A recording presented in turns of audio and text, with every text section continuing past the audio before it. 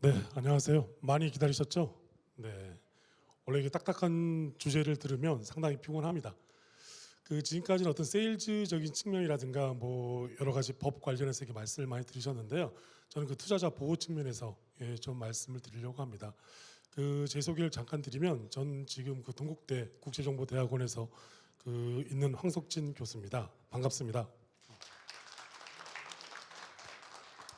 오늘 이렇게 뜻깊은 자리를 만들어 주신 조수현 대표이사님과 오명 부총님 앞에서 이렇게 발표를 하게 돼가지고 이 가문의 영광으로 그렇게 생각하고 있습니다.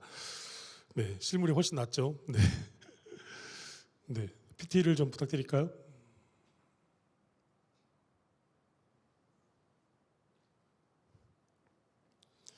네, 제가 발표할 부분은 이제 크게 한 4가지 섹션으로 나눠서 이렇게 말씀을 드릴 예정인데요.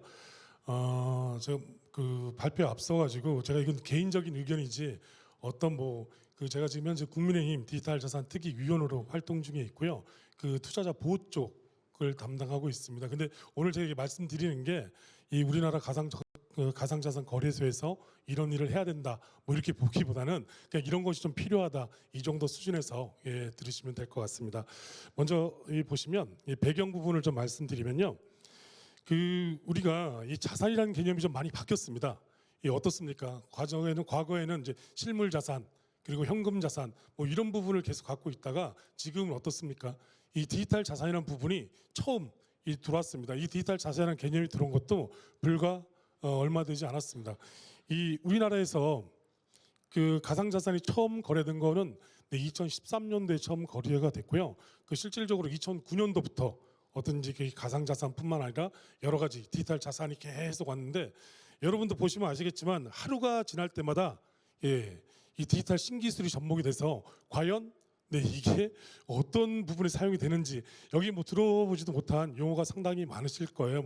메타버스라든가 NFT라든가 이런 건 대중적으로 많이 알고 있겠지만 메타마스크라든가 전문적인 용어를 많이 사용이 돼가지고 도대체 이런 용어들이 왜 이렇게 생성이 되는지, 그런데 이런 용어들이 다 이렇게 생성이 되고 어떤 현장에서 우리가 자연스럽게 이제 흡수를 해가지고 사용이 되고, 그리고 이게 무엇인지 대부분 다 아는 어렴풋이 아는 이런 개념이긴 하지만 이런 밑면에는 이제 뭐가 있냐면 투자자 보호에 대한 이슈가 지금 상당히 있습니다. 오늘도 앞에서 정재욱 변호사님도 그렇고 코닥스의 본부장님도 그렇고 좋은 말씀을 많이 해주셨는데 가만히 쭉 보시면 어떻습니까? 투자자 보호가 상당히 이제 절실할 시기가 상당히 왔습니다. 이 가상자산 거래소 지금 현재 우리나라의 현황을 잠깐 하나 보시면 어마무시한 분들이 이 가상자산 거래소에서 거래를 지금 하고 계세요. 우리나라의 경제활동 인구는 한 2,600만 이 정도 치는데요. 실질적으로 가상자산 거래소에 계정을 갖고 계신 분들이 한 1,300만 명 정도 되세요. 그리고 실질적으로 거의 트레이닝을 거의 자주 하시는 분들이 690만 이렇게 됩니다. 이건 FIU에서 올해 상반기 기준을 가지고 발표할 내용인데요.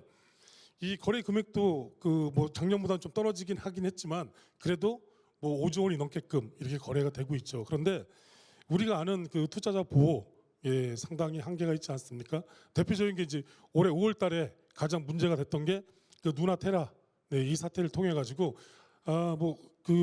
공식적인 기준만 한 28만 명 이상이 투자에 대해서 상당히 피해를 많이 봤고요. 그리고 그 전으로 좀 더 거슬러 올라가면 유사수신 행위 좀 관련해 가지고 V 글로벌 사건 어마어마한 금액이 조치가 됐습니다. 그래서 이 경찰청에서 낸 통계를 이렇게 쭉 보시면 이 작년에 한 3조 1천억 원 정도의 가상자산 관련해서 불법 행위가 그렇게 있었습니다. 근데 이렇게 피해 금액이 많으면 물론 어떻겠습니까? 피해자도 상당히 많죠. 아마 오늘 제 이 발표를 들으신 분 중에서도 이 가상자산 관련해서 손해를 많이 보신 분들이 계실 겁니다. 앞에도 지금 아니에요? 앞에 계신 분들 고개를 많이 끄덕거리시는데, 그런데 그렇게 투자를 보셔도 누군가 이렇게 그 투자에 대해서 책임을 지려고 하지 않습니다. 근데 그 이유는 뭐냐면 원래 이제 고전적인 계약 이론에서는 투자는 자기 책임 하에 이렇게 이루어지는 거예요. 근데 대부분 사람들이 투자를 하지 않죠. 뭘 합니까? 투기를 하죠. 투기를. 그러다 보니까 투기란 건 뭡니까? 리스크가 하이 리스크. 그리고 성공하면 하이 리턴. 네, 이런 얘기를 주로 많이 쓰는데, 근데 그 리턴보다는 하이 리스크가 상당히 높죠. 네, 하루아침에 훅. 왜 가상자산 자체가 그 주식처럼 맥스, 미니멈 이게 없잖아요. 그 30%그 선이 없기 때문에 그 하루아침에 그 금액이 확 떨어져가지고 자기가 원치 않는 투자 손실을 감당해야 되는 이런 현실이 계속 다가오고 있죠. 그래서 이게 우리나라랑 뭐 해외에서 그 투자자 보호를 지금 어떻게 하고 있나 이걸 잠깐 살펴보면요. 그 우리나라 같은 경우에는 이제 특검법을 개정해가지고 이 투자자 보호에 대한 부분을 하는데, 근데 이제 명시적으로 어떤 부분이 투자자 보호다 이게 나와 있는 건 없어요. 다만 그 기존에 이제 그렇게 많았던 가상자산 사업자를 좀 신고해라. 그래가지고 신고제를 해서 거기 신고 수리를 받고 조치를 해주는데, 그 어떤 그 고객 예치금을 분리하고 그리고 ISMS 그래서 보호 장치, 그러니까 정보 보호 체계를 갖춰라. 뭐 이런 부분하고요. 시행령을 또 개정을 했습니다. 개정을 해서 그 시행령에다가 내부자 거래라든가 특수 관계인이나 거래 이런 부분을 금지시켰어요. 근데 이 특정 금융, 정확하게 따지면 특정 금융 거래 정보법이 이렇게 나와요. 근데 가상자산 거래가 금융 거래인가요? 아, 맞아요. 금융 거래. 예, 근데 금융 거래가 아닙니다. 실질적으로 보면. 근데 왜 특검법에서 관리를 하냐? 그렇게 따진다 그러면 이 자금 세탁에 대한 이슈 때문에 오늘 그 채널리스트 그 백 대표께서도 와서 자금 세탁에 대한 이슈를 좀 말씀을 해주셨는데, 이 자금 세탁의 이슈 때문에 그 특검법으로 관리를 지금 하고 있어요. 그러다 보니까 뭐가 부족해요? 이 투자자 보호에 대한 이슈가 언제나 상존하는 거고, 좀 전에 말씀드린 것은 빙상의 일각입니다. 안전적인 장치가 전혀 없는 거죠. 그리고 우리나라는 이런데 이제 미국도 상당히 투자자 보호 조치에 대해서는 상당히 잘 돼 있습니다. 대표적인 게 이제 SEC, 좀 전에도 뭐 그 우리 정재욱 변호사도 말씀드리고 그 다 연사께서 다 이렇게 말씀하셨는데, SEC하고 CFTC하고 약간 성격이 약간 틀려요. SEC 같은 경우에는 이제 증권성이 해당되는지 안 되는지 이런 부분을 따져가지고 이 가상자산이 증권성에 해당이 되면 상당히 강력한 규제를 하고요. 그리고 이 상품선물거래위원회는 그 가상자산 자체를 상품으로 보고 있어요. 그래서 투자자 보호 정치를 어떻게 해라 이런 식으로 얘기를 지금 하고 있죠. 그리고 유럽은 아까 뭐 미카 뭐 이런 부분도 말씀하셨는데, 그 미카 법안이 올해 그 10월달에 모두 다 합의를 했죠. 그래서 2024년부터 시행이 되는데, 제일 중요한 골자는 역시 투자자 보호를 어떻게 해야 된다 이런 부분이 상당히 많이 들어가 있습니다. 그리고 이 가깝고도 먼 나라 우리 일본은 그 보시면 그 자금결제법을 개정해가지고 그 이용자에 대한 보호를 어느 정도 이렇게 담고 있는데요. 여기는 이제 좀 특이한 게 뭐냐면 이 코인런, 쉽게 얘기하면 하루에 코인을 왕창 다 찾는다 이런 부분을 방지하기 위해서 찾아가면 거기에 상응하는 그 코인을 준비를 시켜라 뭐 이런 식으로 법제화시켜서 갖고 있어요. 그러니까 지금 뭐 저희가 미국이라든가 유럽이라든가 일본의 얘기를 이렇게 쭉 봤는데 어떻습니까? 최소한의 안전장치를 대부분 다 갖고 있다고 이렇게 좀 느껴지시죠? 근데 우리나라 같은 경우에는 투자자 보호에 대한 부분은 내부 거래, 뭐 그리고 뭐 특수관계인하고 거래, 뭐 이런 부분을 실질적으로 금지하고 있지, 그 기본적인 여러 가지 의무에 대해서는 그 약간 부족한 부분이 약간 있다. 네.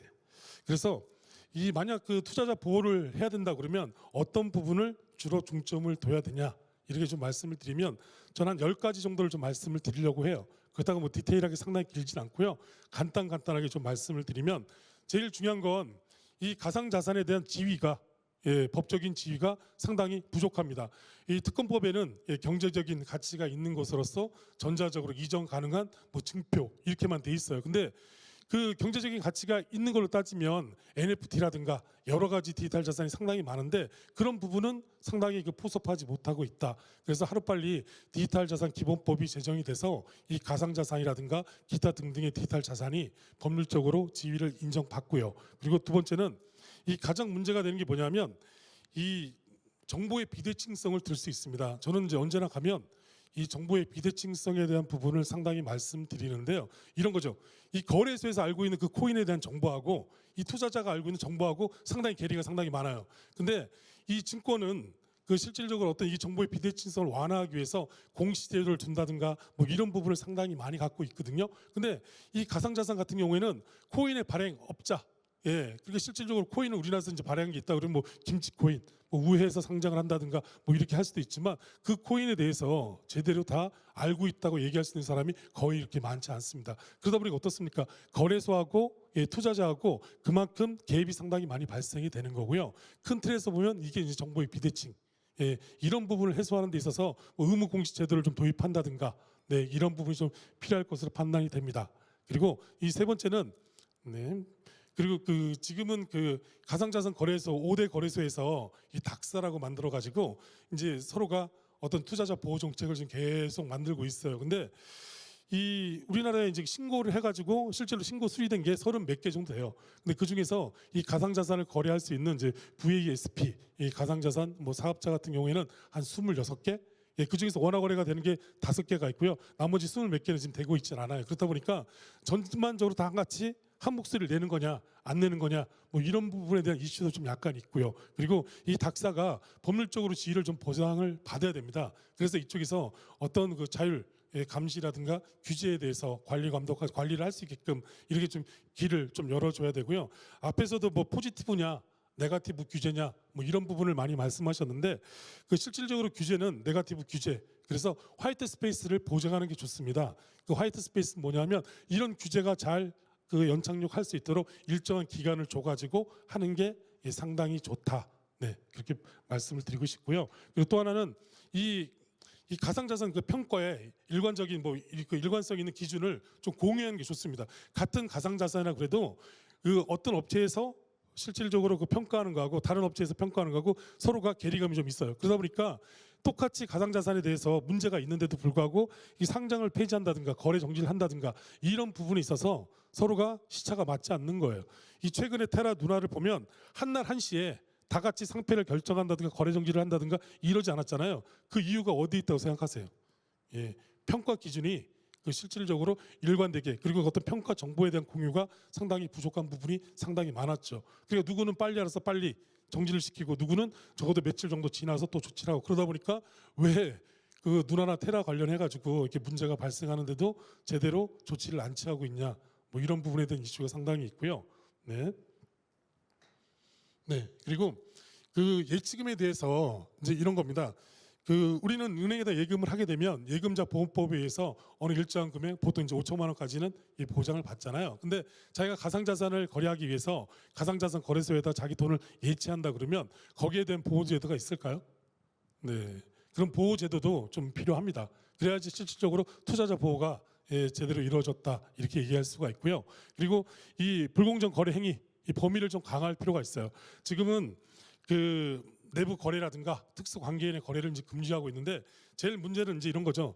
우리가 펌핑한다는 이런 표현을 많이 써요. 바람을 이제 계속 집어넣는다는 얘기인데 쉽게 얘기하면 가격을 되게 부풀리는 거예요. 근데 그걸 누구 하나도 제재를 한다든가 작년도 2021년도 12월 29일 날 합동 본부에서, 그러니까 뭐 금융위도 그리고 경찰청도 같이 내려온 이제 보도 자료가 뭐냐면 시세 조정 행위를 강력하게 조치를 하겠다 그랬는데 이게 법적으로 가면 어느 법에 의해서 처벌을 해야 되는지 이런 부분에 대한 이슈도 상당히 있어요.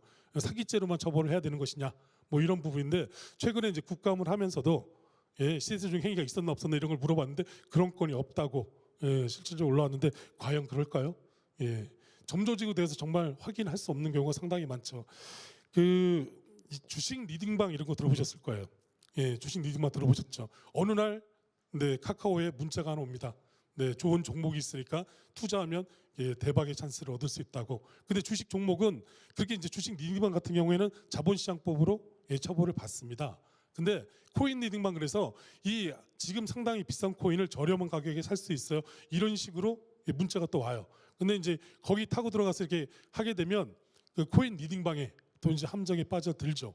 근데 그 코인 리딩방에서 어떤 행위가 이루어지는 거에 대해서 과연 지금 현행 법률로 관리를 할 수 있냐, 규제를 어떤 하지 마라, 못하게끔 할 수 있냐 이런 부분에 대한 얘기를 한다 그러면 그런 부분은 상당히 부족합니다.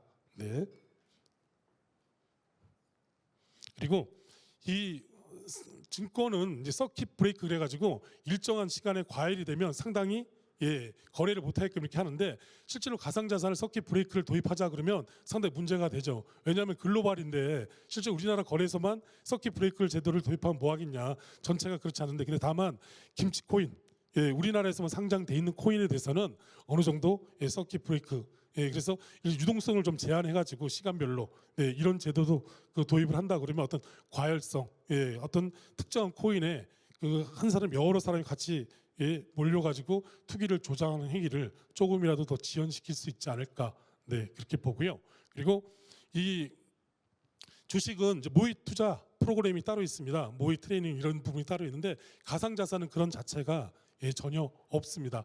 그러다 보니까 이런 이제 모의 투자 프로그램 이런 부분도 좀 운영을 해서 자기가 투자하기 전에 한번 해보는 거예요. 그래서 하고 자기가 직접적으로 투자를 해가지고 그런 부분에 있어서 결과를 좋게 얻는지 안 하는지 이런 부분도 자기가 좀 해봐야 되는데 그런 부분도 상당히 좀 부족하고요. 네, 거의 다 됐습니다. 네. 그리고 이 마지막으로 이제 투자 권유 준칙 그래서 이 증권 이제 거래소 KRX를 중심으로 해가지고 자본시장법에 나와 있는 이 적합성, 적정성의 원칙을 준수하기 위해서 투자를 권유할 때는 이 투자 권유 준칙이라고 이런 부분을 좀 정해서 운영하는 게 상당히 좋아요. 지금 어떻습니까? 그런 부분을 볼 수 있나요? 그런 부분이 전혀 없죠.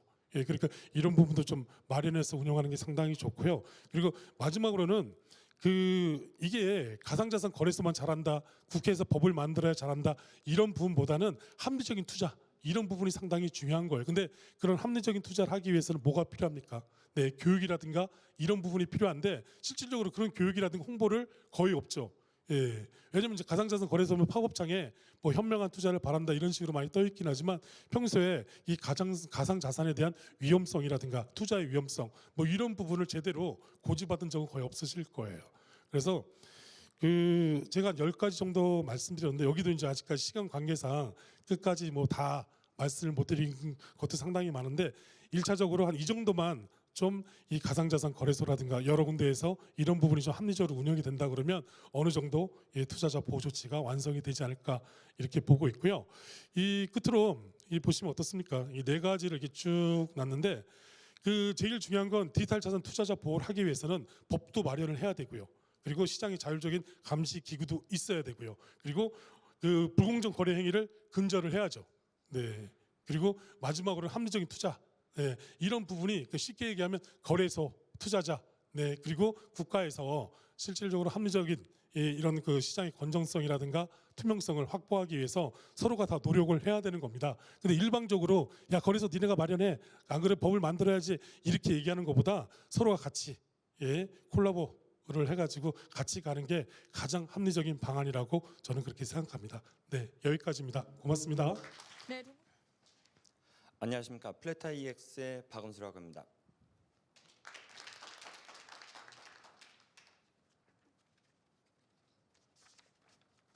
잠시 PPT를 좀 부탁드리겠습니다.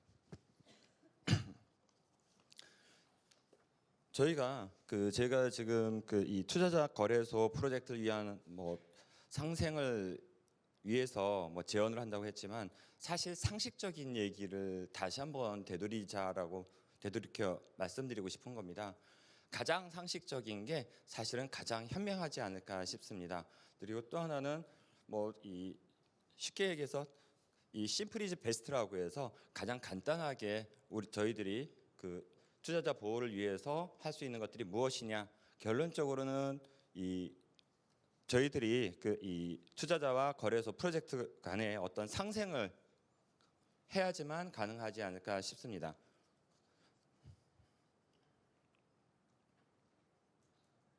자, 지금 저희들의 이전까지의 가상자산 이 이코노믹의 주체들은 크게 보게 되면 투자자, 재단, 거래소, 그 외 구성원들로 되어 있고요. 몇 년 전이 아니죠. 2, 3년 전서부터 감독 당국이 이제 끼어들기 시작을 했습니다. 자, 제가 이 부분 쪽을 가장 먼저 놓았던 이유는 지금 현재 이전까지의 이 가상자산 시장은 다 가상자산 거래소라고 하는 절대 갑의 손에 의해서 투자자와 재단, 기타 등의 그 이 놀이판이었습니다. 다시 말한다면 투자자 재단들은 가상자산 사업자 거래소라고 하는 부분에 대해서 사실 위에서 움직이는 피에로였을 따름인 거죠. 이러다 보니까 가상자산은 돈을 벌고 재단과 홀더들은 피눈물을 흘리고 있는 그런 모양새가 되고 있고요. 그리고 그런 상황에서 감독 당국은 단순히 가상자산 거래소만 옥죄면 현재 시장이 편안해질 거라고 생각하고서 있는지 모르겠지만 일단 가상자산 거래소 사업자들만 현재 옥죄고 있는 상황입니다. 그래서 현재 상황에 대해서는 투자자와 재단과 거래소 그리고 감독 당국 그리고 그 외의 구성원들이 같이 어떻게 갈 수 있느냐라고 하는 부분에 대한 고찰이 필요할 것 같습니다. 그리고 또 한 가지는 추가적으로 계속해서 앞에 연사분들께서 말씀하셨던 정부의 비대칭성에 대한 이슈가 무조건적으로 해결이 돼야 됩니다. 그 부분 쪽에 대한 해결 방안 부분 쪽들을 어떻게 재현할 거냐, 그리고 어떤 일을 할 거냐라고 하는 부분에 대해서 기존 이 업체들뿐만 아니고 지금 포럼을 개최했던 코레이팅 같은 평가 기관, 그 인증 기관의 역할들 그리고 공시를 할 수 있는 그런 역할들이 아주 중요하게 대두되고 있는 상황입니다. 죄송합니다. 제가 지금 빨리 넘어가는 게 아까 연사분들께서 조금 시간이 좀 지체돼서 제가 좀 빨리 넘기고 있습니다.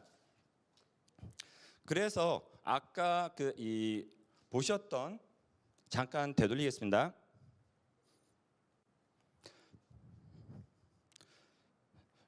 이런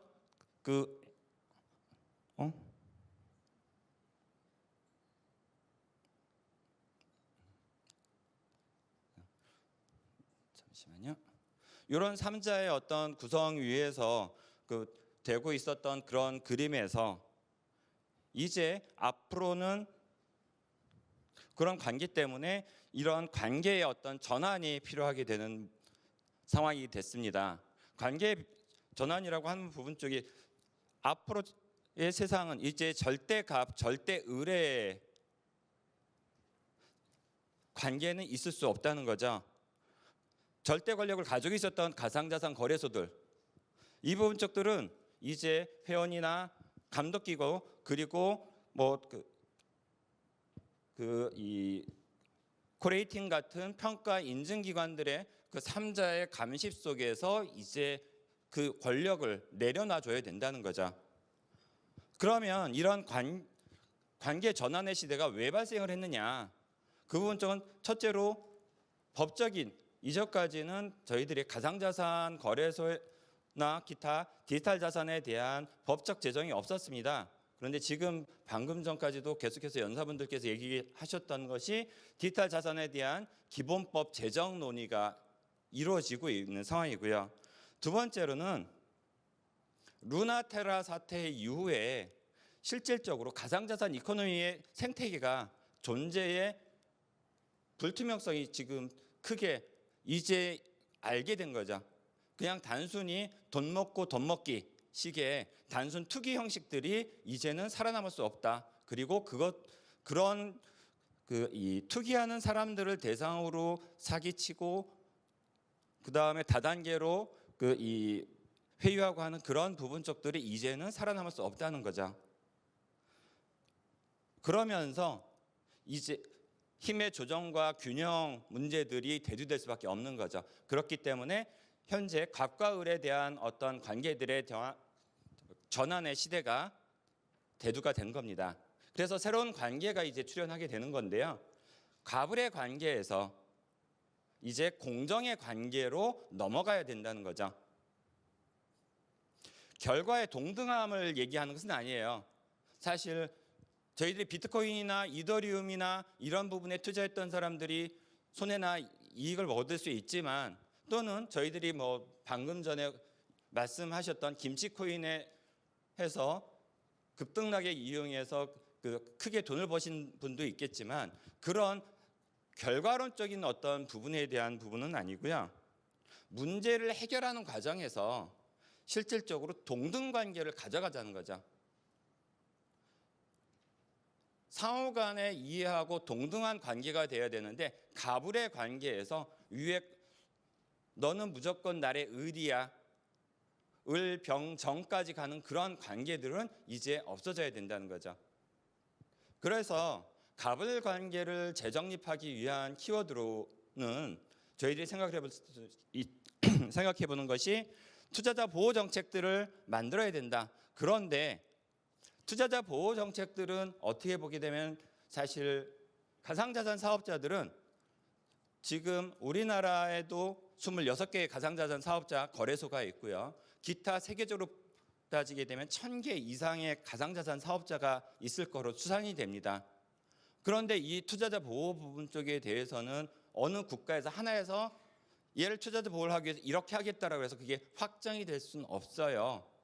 당연한 거 아닙니까? 수많은 거래소들이 어떻게 하나의 이 줄기를 가져갈 수 있겠어요. 다만 그런 것을 하기 위한 노력들을 우리나라에서 처음 시발점을 가져가면서 26개의 가상자산 사업자 그 이후에 인가받는 수많은 가상자산 사업자들끼리만이라도 첫 발을 띄고 첫 발짝을 내딛는 그 자체가 큰 의미를 둘 수 있다는 거죠. 그리고 또 하나는 프로젝트에 대한 객관화입니다.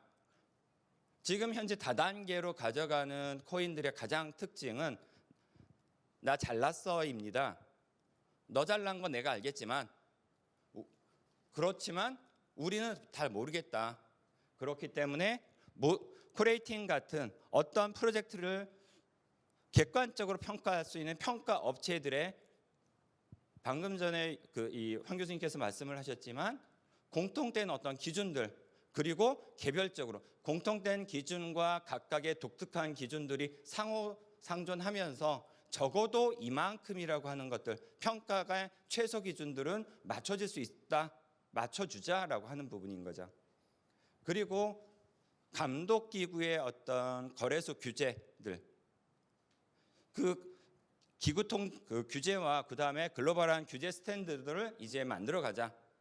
현재는 각국마다 각기 다른 규제를 정하고 그다음에 저희 나라에서는 아직 기본법이나 이런 부분 쪽들이 정해지지 않았지만 앞으로 그것이 정해지고 그다음에 지금 이 자금 세탁 방지법이나 기타 여러 가지 사항에 대한 것과 같이 가상자산을 위한 그런 규정 자체가 국제적으로 합의가 돼야 되지 않겠느냐라고 하는 부분인 거죠. 그리고 또 한 가지 이제 이 관계 정립을 위한 또 한 가지의 키워드는 아주 이 부분 쪽이 중요한데요.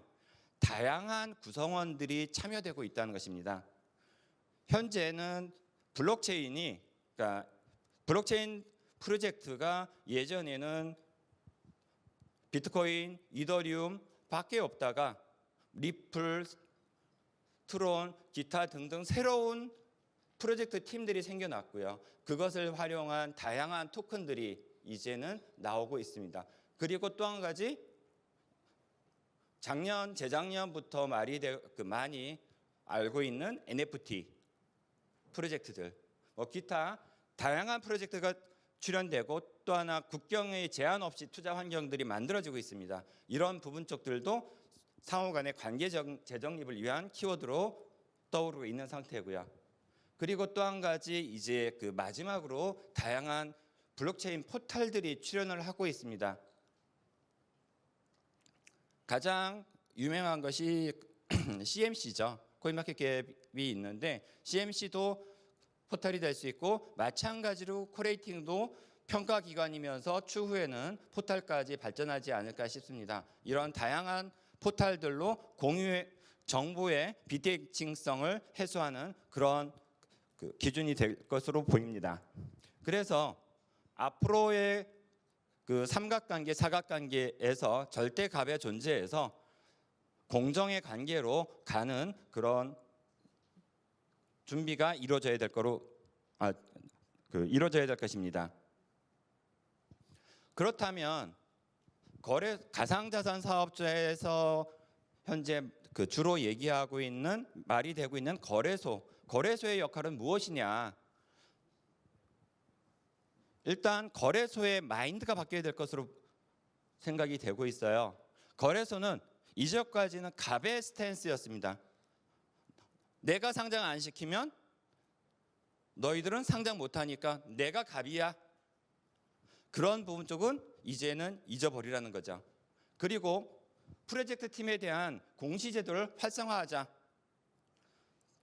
아무리 현재 공시를 많이 한다고 하더라도 투명한 공시제도를 활용하는 부분 쪽에 대해서는 거래소에서 손발 벗고 나와줘야 된다는 거죠.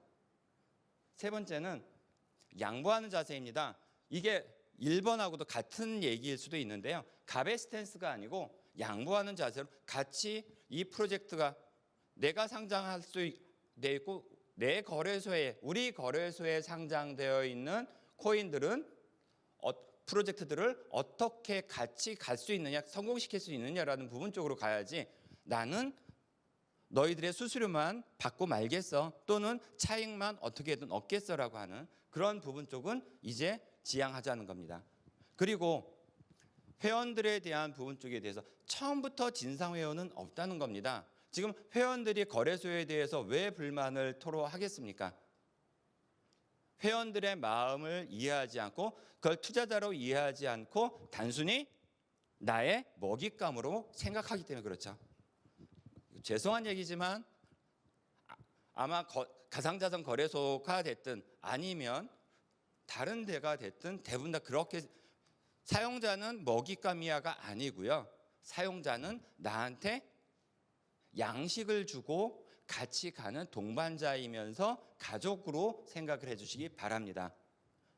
그리고 이제 거래소는 이제 단독 자기만의 거래소가 아닙니다.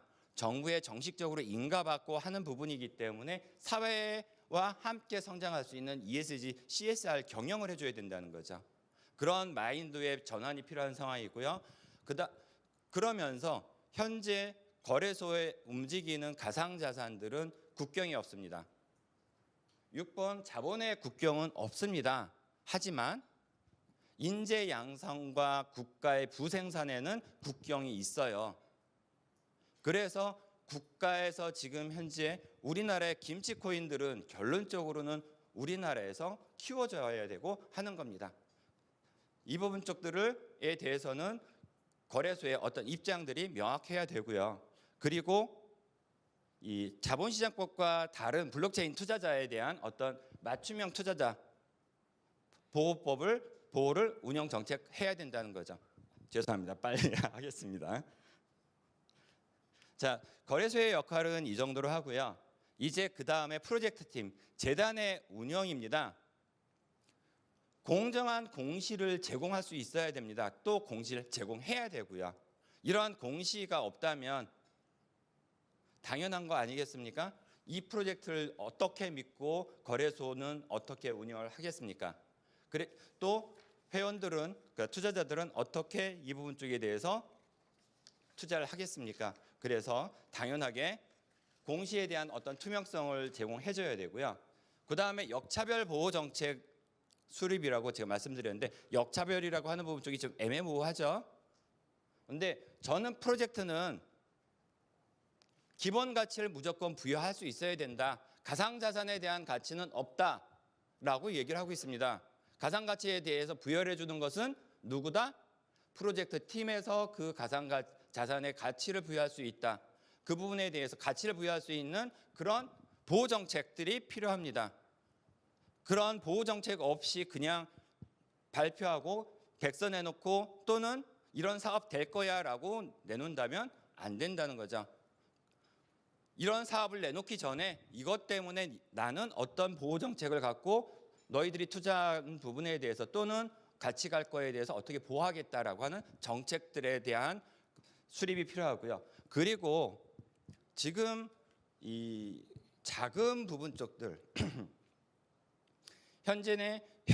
기존의 이 금융 사업, 금융 파트를 통한 자금 조달이 아니고 블록체인 기반의 사업을 통한 자금 조달은 ICO가 됐든 IEO가 됐든 IDO가 됐든 다양하게 이루어지고 있는데, 이렇게 모여진 자금에 대해서 어떻게 사용하고 있나 투명성을 제시해 줘야 되고, 이것을 계속해서 공시해 줘야 됩니다.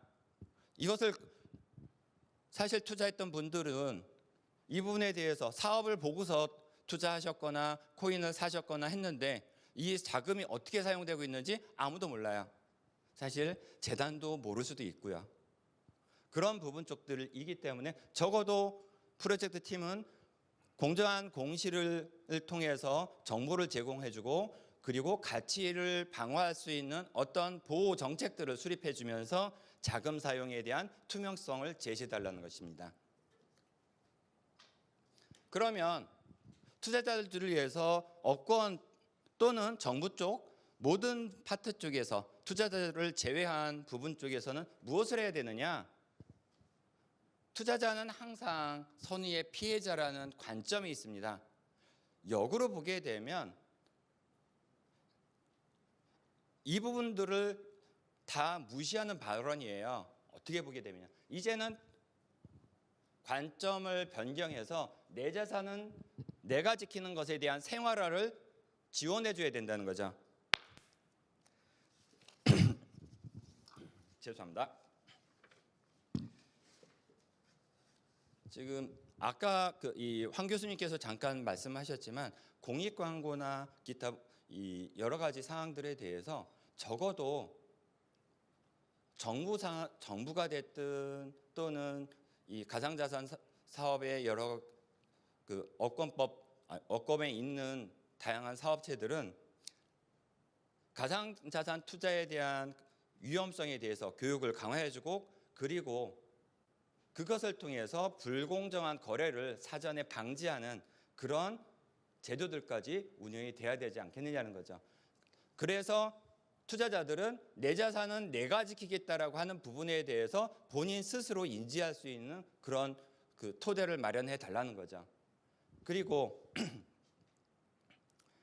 현재 거래소 프로젝트 투자자 상생의 협업 교육이 필요합니다.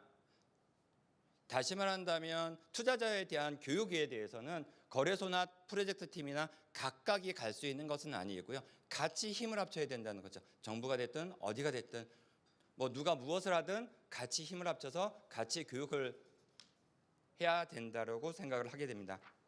자, 그러면서 마지막으로 감독기구 정부 당국에다가 바라는 말씀이에요. 디지털 자산 기본법은 무조건 필요합니다. 당연한 거 아닌가요? 지금 현재 어디에도 뭐 세상 어디에도 법이 없어? 당연히 말도 안 되는 거고요. 지금 그 최초의 이 아까 연두에 이 발표를 하셨을 때 하루에 일평균 뭐 5조, 11조 이렇게 거래된다는데 이에 대한 관련 법이 없어? 이 자금 어떻게 하라고요?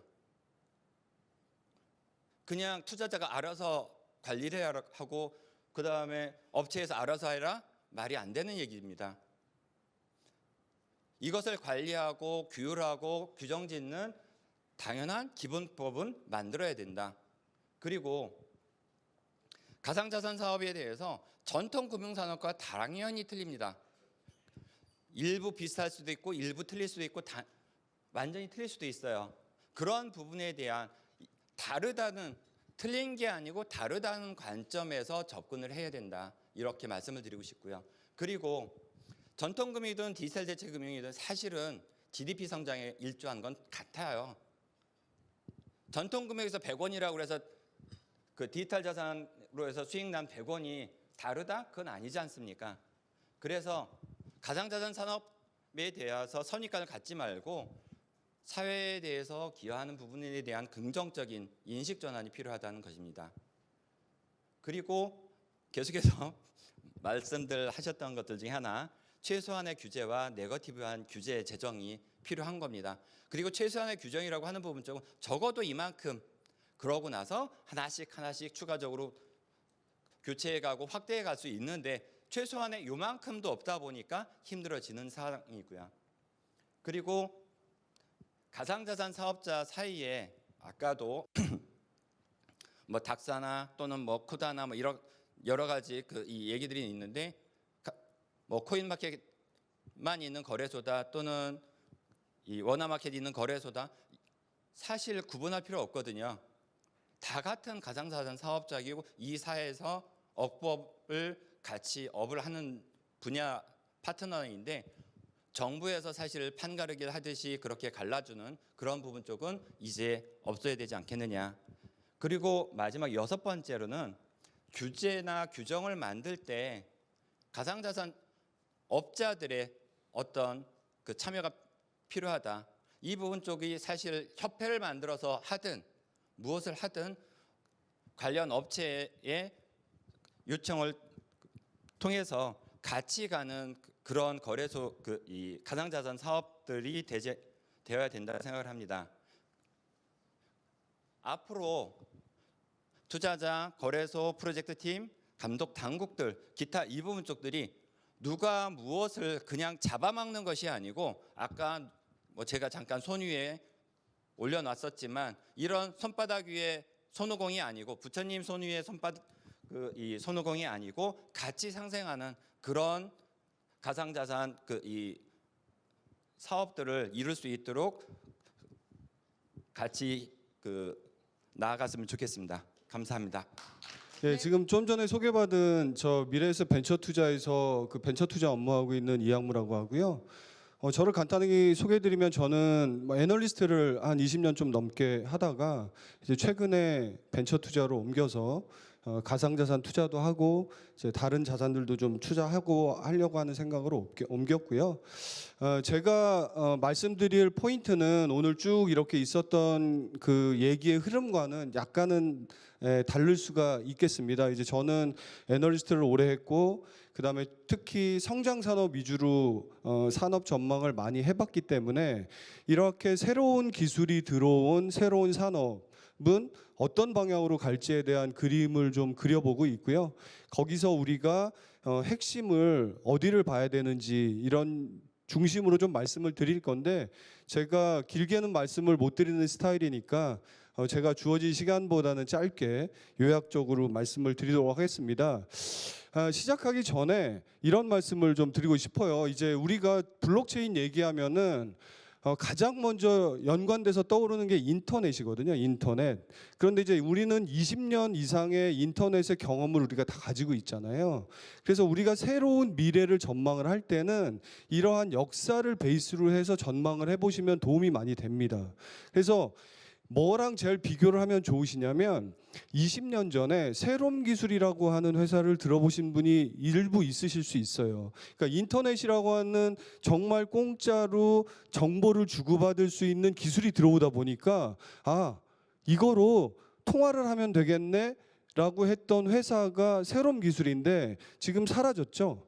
그러니까 지금 우리가 20년을 지나 보니까 인터넷은 그런 게 아니었다. 지금 살아남은 기업들을 쭉 면면히 보면 인터넷의 핵심적인 가치는 뭐였고 그 핵심적인 가치를 구현해낸 회사들이 지금 뭐 아마존이라든지 구글이라든지 유튜브라든지 이런 회사들이 지금 건재해 있는 거잖아요. 마찬가지로 블록체인도 똑같습니다. 그러니까 기존의 인터넷으로 할 수 있는 또는 기존의 우리가 화폐 금융 시스템으로 할 수 있는 일을 똑같이 하겠다고 한다라고 하면 성공할 가능성이 제가 보기에는 그리 높지 않다. 20년 전에 새로운 기술과 비슷하다라고 하는 거를 염두에 두시면 좋을 것 같고요. 그런 관점에서 이게 정답은 아닙니다. 그런데 이제 저는 그래도 산업을 많이 분석을 해본 경험을 갖고 있는 사람이기 때문에 제가 이렇게 전망을 한다는 방법론을 여러분들이랑 공유하고 싶은 거고요. 일단 그래서 블록체인이 뭔지를 이제는 세세하게 해서 POW, POS는 이런 걸 아실 필요는 이미 없어요. 우리가 인터넷이 어떻게 작동하는지를 알 필요가 없는 거랑 마찬가지입니다. 그런데 중요한 핵심은 뭐냐면 분산화라는 거예요. 그러니까 예전에는 다 중앙화되어 있는데 그래서 저는 투자할 때 선호하지 않는 게 뭐냐면 블록체인 기반으로 중앙화 모델을 가지고 있는 회사는 그렇게 선호하지 않습니다. 왜냐? 중앙화 모델은 기존의 중앙화를 했던 회사나 주체가 잘할 수 있는 일이기 때문에 그렇게 생각을 하고 있고요. 이 역사를 좀 보시면 이제 이더리움이라고 하는 게 들어오면서 스마트 컨트랙트라고 하는 거 들어보셨을 텐데, 저거는 그냥 우리가 사람이 더 이상 관여를 하지 않도록 만들어줬다, 이더리움이라고 하는 정도를 이해하시면 되고요. 그래서 분산화 개념으로 앞으로 생길 수 있는 산업이 뭐가 있느냐, 많이 있을 겁니다. 인터넷 기반으로 뭐 커머스도 있고, 그 다음에 SNS도 있고, 뭐 많이 있잖아요. 지금 이제 성공된 인터넷 기반의 기업들이 마찬가지로 블록체인 기반에 성공하는 산업들이 몇 가지가 생길 것인데, 그 중에 하나 제가 제일 먼저 떠오르는 것은 웹 3.0이다. 이게 결국은 분산화다. 우리가 지금 뭔가 정보가 어디에 집중화되면서 내가 정보를 제공했는데 그 혜택을 내가 다 받지 못한다라는 생각을 이미 우리 모두 많이 가지고 있기 때문에 그러한 것들로부터 벗어나고 싶다. 하지만 그거부터 벗어나는 거는 중앙화된 시스템에서는 어렵다. 그래서 분산화된 기술의 기반이 있는 블록체인으로 우리가 뭔가 좀 해볼 수 있지 않을까라고 생각을 할 수 있습니다. 그런 측면에서 최근 2, 3년간 보여줬던 NFT라고 하는 게 굉장히 중요하고요.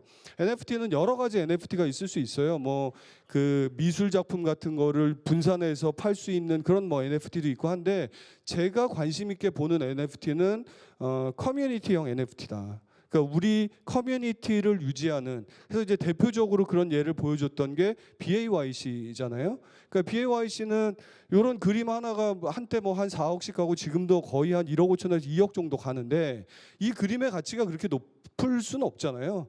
저 BAYC의 가치는 뭐냐면 그 배경에 있는 커뮤니티의 가치. 우리가 골프장 가기 위해서 골프 회원권을 1억, 2억 주고 사는 이유는 종이 쪼가리를 그 가격을 주고 사는 게 아니라 내가 거기 가는 그 효용을 주고 사는 거지 않습니까? 그렇기 때문에 어떤 커뮤니티를 만들고 그 커뮤니티를 대표하는 NFT를 발행해서 그거로 우리가 분산으로 운영을 하고 이 커뮤니티의 발전을 위해서 우리가 공동 기여한다 라고 하는 관점에서 NFT가 의미가 있다, 이렇게 저는 생각을 하고 있고요. 지금 굉장히 어려움이 있긴 하지만 제가 생각하기에는 블록체인이나 코인이나 이런 시장의 전망이 어둡지 않다라고 생각하는 거는 이러한 개념이 있기 때문입니다. 그리고 그래서 NFT만 좋을 거냐? 그렇진 않죠. 핵심 산업이 나오면 당연히 블록체인은 그 뒤에서 얘를 서포트하는 거기 때문에 나머지 코인들, 당장 이더리움 같은 경우에는 이더리움 위에서 지금 이런 NFT가 발행이 되기 때문에 사구팔구하는 거래 단위는 이더리움이 될 수밖에 없는 거죠.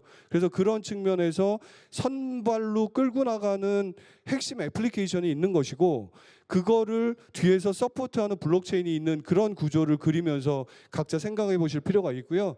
이런 건 이제 다 자료로 대체하시면 될 것 같습니다. 그 BAYC가 이런 모델들을 보여줬는데, BAYC 홀더가 자기 BAYC를 가지고 뭐 와인을 발행해서 BAYC를 갖고 있는 사람들을 대상으로 비즈니스를 한다.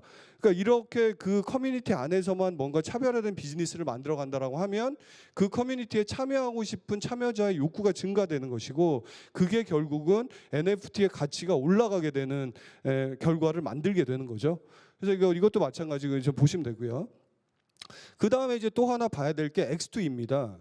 X2E는 이제 뭐 물론 지금 가치는 많이 낮아졌지만 처음에는 P2E라고 해서 엑시 인피니티가 게임을 통해서 뭔가 돈을 벌 수 있다라고 하는 것들을 제안을 했는데, 거기서 시작돼서 뭐 이런 뭐 실타래라든지 아니면은 스테픈이라든지 내가 저 신발을 사고 어느 정도 걸어가면 뭐 코인을 받을 수 있고, 이제 이런, 그래서 무브 투 원, 뭐 리뷰 투 원, 뭐 이제 이런 것들이 막 계속 생겨나고 있는 건데, 여기서도 그냥 저런 개념을 가져다가 기존의 게임 회사들이 중앙화된 P2E를 만든다거나 이렇게 됐을 경우에는 문제가 발생을 하는 거예요. 그런데 여기서도 제가 말씀드리고 싶은 게 뭐냐면, 예를 들어서 리뷰 투 원이다. 그러면 리뷰를 해줬을 때 코인을 주는 방식이잖아요. 그럼 리뷰를 해줬을 때 코인을 받으면 기존의 포인트 제도랑 다를 게 없잖아요.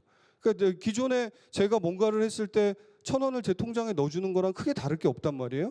그 모델은 성공하기가 어려운 거죠. 그런데 리뷰 투어는 내가 리뷰를 했어요. 근데 그 리뷰한 사람들한테 나중에 그 컨텐츠를 보려는 사람이 그 코인으로 비용을 지불해야 된다.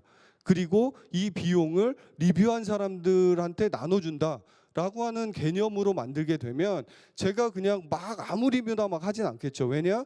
내 이름을 달고 한 리뷰에 대해서 그 컨텐츠를 소비하려고 하는 사람이 저 사람이 리뷰한 거 별로야 하면서 안 보면 제가 미래 수익을 버려지게 되는 거잖아요. 그런데 제가 리뷰를 했어요. 근데 이 학무가 한 리뷰는 네 학무가 좋다고 하는 컨텐츠는 볼만하더라. 그래서 내가 이거는 10,000원 내고 볼래 하면 그 10,000원 낸 거에 대해서 저한테 쉐어가 되는 방식이다 라고 한다면 제가 그 커뮤니티를 만드는 데 기여를 하면서 또 거기서의 보상도 받아오는, 이게 분산화되어 있는 구조인 거거든요. 그래서 이러한 구조를 만들기 위해서는 기존 방식도 가능하겠지만 블록체인으로 만들면 훨씬 더 편리하고 유용하다, 그리고 더 공정하다 라고 하기 때문에 그러한 방식들에 투자를 해야 되고 그러한 접근이 필요하다, 이렇게 말씀을 드리겠습니다. 그래서 뭐 마지막으로는 이제 또 그 유틸리티 NFT라고 해서 요거는 조금 다른 건데,